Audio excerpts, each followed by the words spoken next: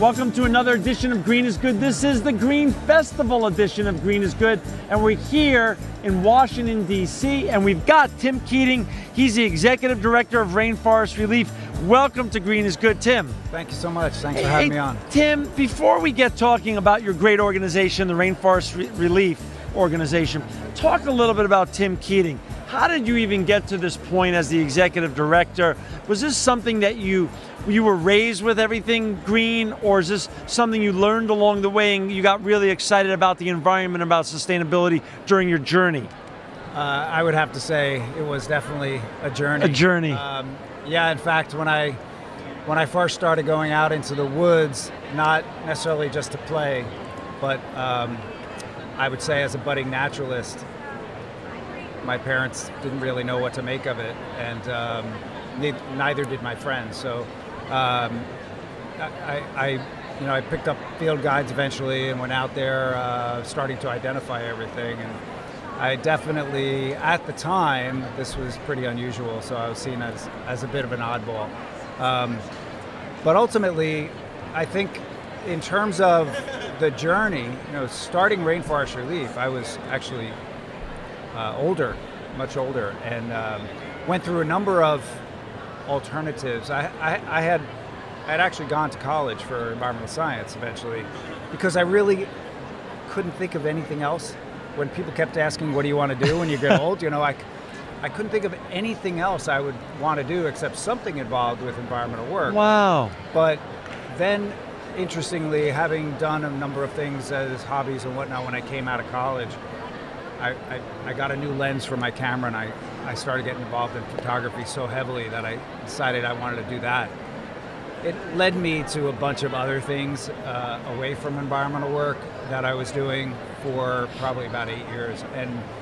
And what ended up happening was, by the time I was growing tired of those things, really what was going on for me is this kind of earth, I think, dragging me back into environmental work. And I went back out looking specifically to get involved. When I was very young, like 14, 15, I think I might have signed my first petition, Greenpeace petition, to save the whales, and my parents, I remember, were giving me little whale trinkets and whatnot because I was into the whales for a number of years. And so for me, the Greenpeace whaling campaign was kind of the iconic, got people out there on Zodiacs getting in between the whales and the whalers, was something I never forgot. And not only was it possibly the most effective campaign in history, but it kind of called to me. So literally, when I was looking for work in environmental, something to do environmentally, it was in the back of my head. How can I get out there on the Zodiacs at Greenpeace, right? Save some whales? But of course, that opportunity didn't necessarily present itself to me until much later, believe it or not. But so I was looking for something along those lines, and saw a flyer up at the local community college where I was going back to use their computers in the computer lab, and I saw this flyer and it said, do you want to save rainforests, and call this number. So I called this guy, and we ended up starting Rainforest Relief. And how many years ago was that? That was in 1989 that I called him. Wow. We incorporated in 1990. So for our listeners and our viewers out there, we've got Tim Keating. He's the Executive Director of Rainforest Relief. You can find Tim and his great organization at rainforestrelief.org, rainforestrelief.org. Tim, what is Rainforest Relief, and what do you specifically do, and what's your mission? Sure. Mainly what we've done is try to educate people about the linkages that they have when they buy products in terms of the destruction of rainforests and what those alternatives might be. So our main focus has been the use of tropical hardwoods.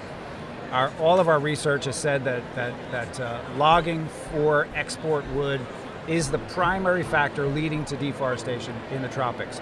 So when you look at very small quantities of tropical wood here in the US or in Japan or Europe, the impact on the woods has been enormous, just for even literally very, very small quantities, like a few board feet of very, very high quality, high grade material here can mean that they've logged a whole tree to get it, and those trees very often are only found one or two individuals per acre. So wow. when you look at a 20-foot long beam of ipe Yeah.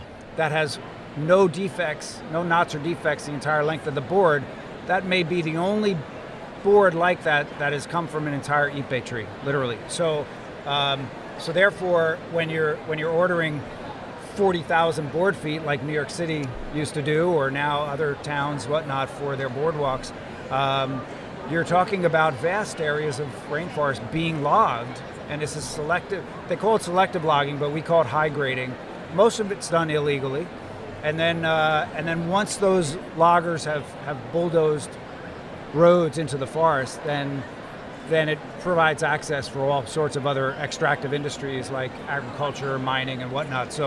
So it's the logging very often, though, that we see is the avant-garde of deforestation that leads to the rest of the forest being completely destroyed. And where I've been in the rainforests in Brazil, how many rainforests are there around the world? Well, Brazil is, the Amazon rainforest. I think something like 50% of Brazil is rainforest, right? Wow. So Brazil has actually the largest area of rainforest in it of any country in the world, tropical rainforest. But it's not the only Amazon country in South America. Right.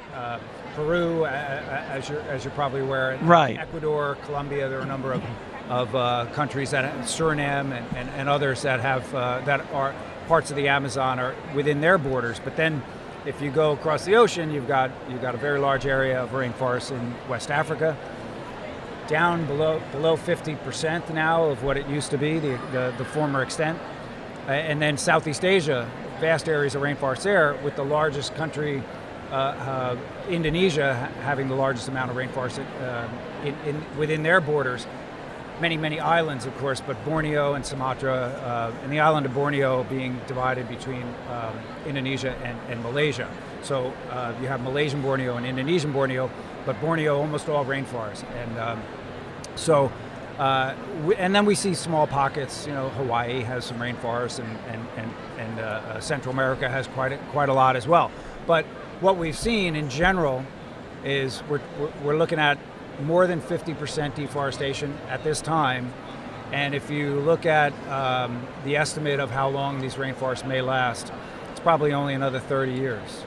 So at the current rate of deforestation, wow, all accessible rainforests will be done in our lifetime. And so this is beyond tragic. This is actually cataclysmic. It's the only word I can come up with, because it means that we're losing species at a rate that's unprecedented since life began on Earth. I mean, even faster than when an asteroid slammed into the planet 65 million years ago. Wow. We're losing species faster today than after that asteroid slammed into the planet.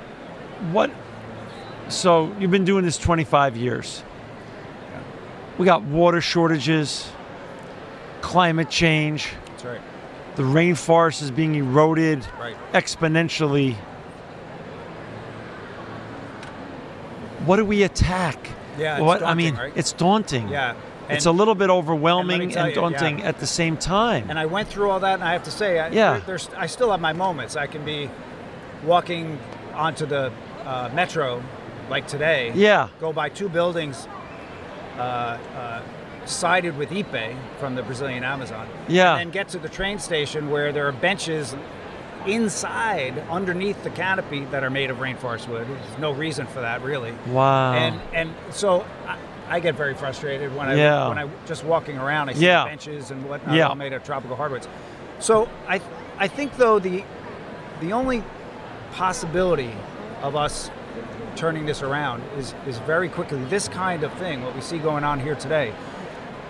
Each of us individually and us as a society has to go through a sea change. And it happened for me. It took a lot of years, but eventually I guess some of us refer to it as I got radicalized.